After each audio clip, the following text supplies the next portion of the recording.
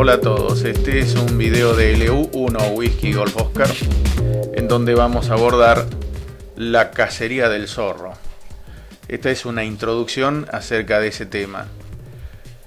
Es una actividad muy difundida entre radioaficionados, la cual quizá aquí en la Argentina no se está realizando demasiado, pero bueno, habría que fomentarla. Se basa en utilizar métodos para poder identificar una emisión de la cual se desconoce en una técnica utilizando técnicas propias de los radioaficionados. Esta modalidad también se llama ARDF, Amateur Radio Direction Finding. ¿En qué consiste? Es un deporte de orientación que consiste en encontrar una emisión de radio, el zorro, a pie o en móviles, utilizando un receptor de radio, emitter, un mapa y una brújula. Acá vemos un equipo de VHF que se puede utilizar también, por ejemplo, para esta modalidad, utilizando una antena hecha para tal situación. En este caso, bueno, es una antena loop magnética. Se utiliza para eso el visor del handy, del equipo de radio, de donde tengo el emitter. Se utiliza el mapa y el mapa de la zona en donde está ubicado el zorro, ¿no? Y un compás magnético y una brújula. Es importante el tema del emitter porque bueno, en este caso en los handys el emitter es con, como se le dice acá en Argentina, con ladrillitos por su forma. Pero esta misma modalidad también se hace en otras bandas como en HF, donde el emitter es aguja y es bastante más preciso. ¿Qué es el zorro? En definitiva, es un emisor o transmisor, generalmente de baja potencia y de frecuencia conocida, previamente acordada, por supuesto, y debe emitir un código conocido y con interrupciones en la emisión. Puede emitir telegrafía, por ejemplo, o una serie de letras en telegrafía, y cada tanto debe cesar la transmisión para poder de esa manera darle un poco más de suspenso al evento, ¿no? Acá tenemos la imagen de un emisor de estos. Generalmente son caseros y están fabricados de forma tal de que tengan su propia alimentación, su propia batería, que sean independientes y que se pueda camuflar perfectamente, ¿no? Para tal fin se suele usar frecuencias en HF, en 80 metros y banda ciudadana generalmente, si bien banda ciudadana no es una banda permitida para radioaficionados, pero bueno, algunos colegas que están en banda ciudadana lo hacen también, sobre todo en España, y también se hace en VHF o en UHF, donde las antenas son distintas, ¿no? El tipo de antena que usa el zorro en sí, el transmisor que está ubicado en forma incógnita, debe ser omnidireccional, ¿sí? Una antena vertical que tiene un patrón omnidireccional, o sea que emite hacia todos lados de la misma manera. Esto es fundamental, no debe tener ningún tipo de radiación y donde está ubicado debe estar ubicado de forma tal de que el patrón de radiación no sea afectado, que no tenga cerca alguna construcción muy cerca de la antena, ¿no? De forma tal de que tampoco se dificulte demasiado, porque si se deforma el lóbulo de radiación del zorro se vuelve bastante más complicado de poderlo encontrar. Y debe estar instalado en algún lugar no muy visible, o sea que el camuflado es muy importante. Una cosa a aclarar con esto es que bueno, cuando se hacen las reglamentaciones, cuando se establece el reglamento del evento, también se establece que uno no debe andar por lugares que no corresponde. O sea, muchas veces este evento se hace en lugares como en lugares, en bosques, en montañas y demás, pero bueno, hay que tratar de no uno no vaya a incurrir en un lugar inapropiado, como por ejemplo en propiedades privadas. ¿Qué especificaciones debe tener el zorro? En principio estas especificaciones que les muestro acá son de la ARRL, de la Amateur Radio Relay League, Y son algunas especificaciones, estas son las que usan ellos, por ejemplo, cuando transmiten en 80 metros, las frecuencias que usan están en 3510 kHz o 3600 kHz. ¿Sí? Tiene que tener una cierta cantidad de estabilidad, tiene que estar conforme con las regulaciones de la FCC, que la FCC es el organismo que controla las emisiones en Estados Unidos, el tipo de polarización, bueno, vertical, el modo de transmisión es A1A, portadora interrumpida, no modulada, ¿sí? No modulada. ¿Eso qué quiere decir? Que solamente el transmisor va a ser activado en el momento en que va a emitir el tono, la portadora interrumpida, no modulada. ¿Qué especificaciones debe tener el zorro? Por ejemplo, acá seguimos con las especificaciones, por ejemplo, para VHF. Se usan normalmente frecuencias que están dentro de los 144.5 MHz a 144.8 MHz aproximadamente. ¿Sí? Debe tener bastante estabilidad, no debe contener espurios para que esto no genere armónicos, o sea, en definitiva, que no efectúe interferencias a otras emisiones, ¿no? En otras partes de la frecuencia. El modo de transmisión es en este caso A2A. ¿Eso qué quiere decir? Que es portadora modulada con un tono. ¿Sí? Porque bueno, en este caso generalmente las emisiones son en modulación de frecuencia. La velocidad de manipulación de la señal telegráfica puede estar entre 8 y 15 palabras por minuto. La polarización de la antena, bueno, es de tipo omnidireccional, como dijimos. La altura de la antena va a estar determinada en función de la altura en donde va a estar el zorro, en definitiva. Bueno, esto, como les decía, son recomendaciones de la ARRL. ¿Qué especificaciones debe tener el receptor?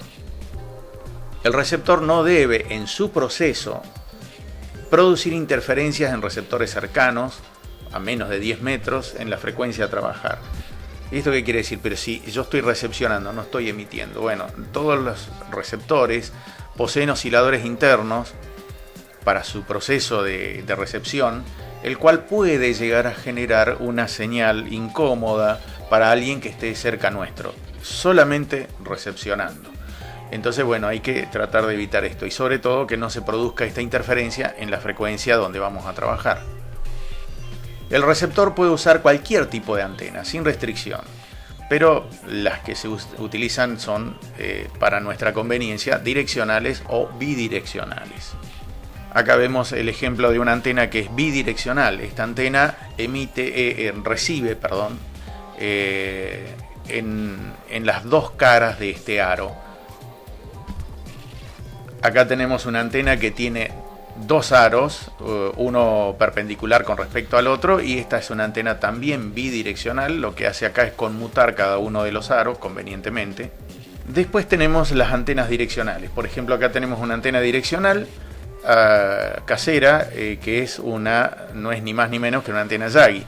Es muy útil usar un atenuador cuando las señales son muy fuertes y hay poca discriminación de la dirección. Cuando nos estamos acercando demasiado a la emisora, al zorro, vamos a notar que ya discriminamos muy poca la dirección porque estamos demasiado cerca. Entonces tenemos que atenuar esa señal.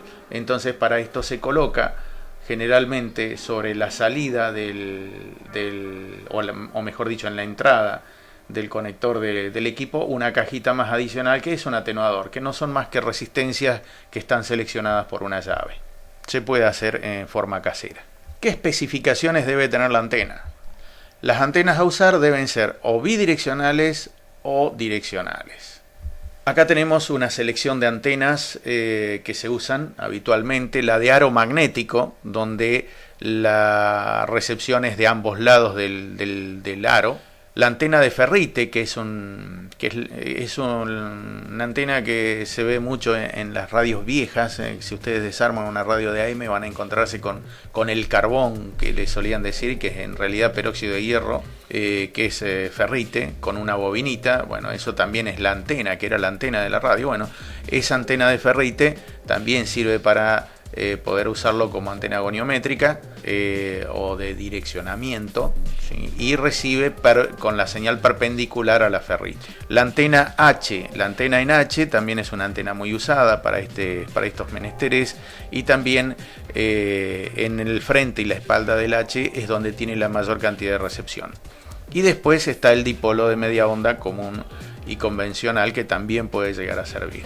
El lóbulo de irradiación de estas antenas básicamente es formando una especie de 8, en donde en la parte superior o inferior de los 8 es en donde tengo la mayor cantidad de radiación. Entonces imaginemos que nosotros tenemos que discriminar una estación A, una estación B, una estación C y una estación D. Esas serían las posiciones de la estación. Si ustedes se fijan por la forma del lóbulo de irradiación, si yo me voy al ángulo de máxima señal, si yo utilizo el ángulo de máxima señal, voy a ver que no puedo discriminar perfectamente A de B, porque está todo junto.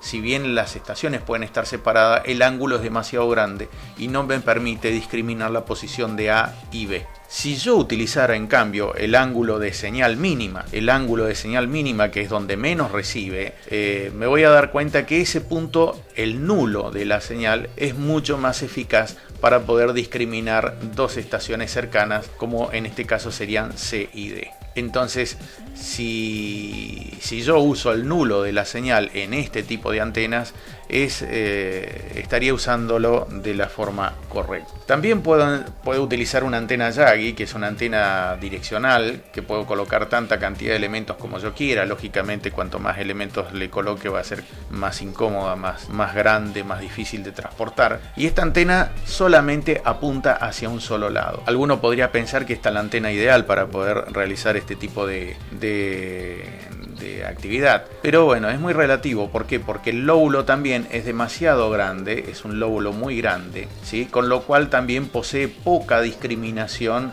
en el frente, ¿sí? Con lo cual tengo un ángulo muy grande, que cada vez se va abriendo más el lóbulo de irradiación y me va a permitir discriminar bastante poco, digamos. ¿En qué se basa el proceso? Esto es importante. En tratar de ubicar en un mapa la posición del zorro, o sea, de esa estación que yo quiero ubicar. Me voy a detener un poquito con el tema del zorro. Esto también puede servir para detectar una emisión que nos está molestando en algún momento, por ejemplo, y entonces podemos utilizar este sistema para poder detectar cada uno desde su lugar, conociendo el mapa de Trelew. Por ejemplo, yo estoy en mi QTH, no sé, Omar está en su QTH, Carlos está en su QTH, Sergio está en su QTH, y estamos recibiendo interferencias en la frecuencia donde estamos trabajando. Lo único que tenemos que hacer es conectar la antenita goniométrica, así se llama, radiogoniométrica, y comenzar a girarla, y cada uno pasar los grados en donde lo recibe. Con simplemente colocarlo en el mapa, puedo identificar desde dónde proviene la estación, la emisión de esa estación, por lo tanto dónde está la señal interferente. Pero bueno, volvamos al proceso. Entonces se trata de ubicar en un mapa la posición del zorro por mediciones sucesivas y encontrar su sitio de emplazamiento, dónde está ubicado. Para esto, lógicamente, tenemos que usar un mapa de la zona. Tenemos que tener disponible el mapa de la zona. Cuando se realiza el evento, normalmente se le entrega a cada participante o a cada equipo, generalmente son equipos donde son 2 o más personas que integran cada uno de los equipos, en donde se le entrega un mapa, el mismo mapa a todos, porque en ese lugar es en donde supuestamente está emplazada la emisión que yo quiero detectar. Lógicamente necesito, aparte como un equipo fundamental, la brújula para poder ir determinando la posición e ir marcando en el mapa en función de ¿qué? En función del norte que me indica siempre en el mapa. ¿Dónde está el norte? Con respecto al norte son los grados que yo voy a medir, por lo tanto lo que yo siempre estoy midiendo es el azimut, son los grados con respecto al norte. Para esto voy a utilizar utilizar o una antena de tipo aro o una antena de tipo Yagi. Eso depende de cada participante. En el caso de la antena aro, el tipo de lóbulo de recepción o de radiación, en este caso de recepción, es como un 8, ¿sí? Es como si fuese un dipolo, ¿no? Donde tiene puntos de nulos, que en estos puntos de nulos, ¿sí?, en función de la antena, es en donde voy a tener una mayor cantidad de discriminación de la señal. O sea que este tipo de antena va a tener una forma de radiación que en realidad va a ser bastante distinta a la de la Yagi. En el caso de la antena Yagi, voy a tener, en función de hacia donde apunta la antena, voy a tener la máxima cantidad de directividad. En el caso de la antena aro, de la antena de aro, ¿en dónde va a estar la mayor efectividad en la discriminación de la posición? Va a estar en los nulos, Entonces, en los nulos es en donde va a recibir, donde voy a poder determinar con mayor eficacia la posición de donde está la emisión. Y ese nulo es bastante, si está bien ajustada la antena, bastante discriminatorio. En el caso de la antena Yagi, por la forma en que irradia, me voy a encontrar con que la dirección va a ser en un solo sentido. Pero fíjense que dibujé la flechita verde un poco más gruesa. ¿Por qué? Porque no discrimina tanto como la antena aro, ¿sí? Tengo una ventaja y que me dice para allá está, no para atrás, está para allá. Entonces sé hacia dónde estaría la señal, pero no es tan exacta en el momento de poder discriminar bien en cuanto a los ángulos. Imaginemos entonces que nosotros estamos en un punto determinado, imaginemos que estamos en el punto A del mapa, sé exactamente dónde estoy, miro las calles, veo dónde estoy, o me guío por el GPS, si tengo algún teléfono celular, por ejemplo, si es que lo hago en un campo, imaginemos que lo hacemos en el medio del campo. Bueno, listo, me fijo en el GPS donde estoy y en función de eso comienzo a recepcionar la señal. Empiezo a recepcionar la señal y direcciono la antena según el tipo de antena que use, ya sea la aro o la antena Yagi. La bidireccional o la direccional, voy a obtener un par de patrones. Entonces voy a obtener que la señal puede provenir de acá o de allá, si tengo la bidireccional. Si tengo solamente la direccional, bueno, voy a poder discriminar de qué lado viene, pero siempre teniendo en cuenta esta cuestión del ángulo, ¿no? Una vez que establecí dónde recibo esa señal, ¿sí?, ya sea por el nulo de una antena de tipo aro o por el máximo de una antena de tipo Yagi, lo marco en el mapa, ¿sí?, y hago esta referencia del ángulo de esta recta con respecto al norte del mapa, o sea, el azimut. Me desplazo hacia otro punto de la ciudad, en este caso, y me establezco en el punto B. Verifico dónde estoy exactamente y en función de eso comienzo a girar nuevamente mi antena hasta establecer los puntos de máximos, mínimos y demás para poder discriminar de dónde proviene esa señal. Entonces ahora digo, o está para acá o está para allá, ¿sí? Entonces, donde se cruzan estas dos líneas es en donde está la emisión clandestina, donde está el zorro, donde está aquel que me está interfiriendo y demás. Entonces ya tengo una aproximación. Lógicamente que esta va a ser una aproximación medio gruesa, dependiendo del tipo de antena que esté utilizando, y entonces me voy a ir acercando al lugar y voy a tener que volver a hacer este procedimiento, ¿sí?, un par de veces hasta poder llegar a donde está ubicada la estación que yo quiero ubicar, valga la redundancia. Este proceso, ¿sí?, forma un triángulo. Este triángulo hace que el proceso se llame proceso de triangulación de la señal. Esto es el proceso de triangulación de la señal, un proceso muy habitual en algo que se llama radiogoniometría. Goniometría de ángulos y radio, establecer ángulos a través de la radio. Y esto es importante el tipo de antena que utilice, porque de acuerdo a eso me va a pasar o no. Entonces es muy importante tratar de ser lo más fino posible cada vez que uno va marcando en el mapa la dirección y el cruce con respecto a esos ángulos. Porque si no tomo en cuenta bien esos ángulos, me puede pasar lo mismo que a William Legrand. Para aquel que se pregunte quién es William Legrand, basta con recordar el escarabajo de oro. Los insto a que busquen la referencia y se darán cuenta por qué les digo. Y es una enseñanza muy importante a la hora de poder determinar ángulos con respecto a un punto. ¿Hay un marco legal con respecto a esto? Existe un ente que establece reglas a seguir para poder realizar esta actividad, por ejemplo en Estados Unidos, que es la American Radio Relay League. Hay categorías también, establece categorías de acuerdo a las edades, que esto también es importante. ¿Por qué? Porque este evento se hace de distintas maneras, no solamente uno puede desplazarse caminando, puede desplazarse corriendo, puede desplazarse en un auto, de distintas maneras.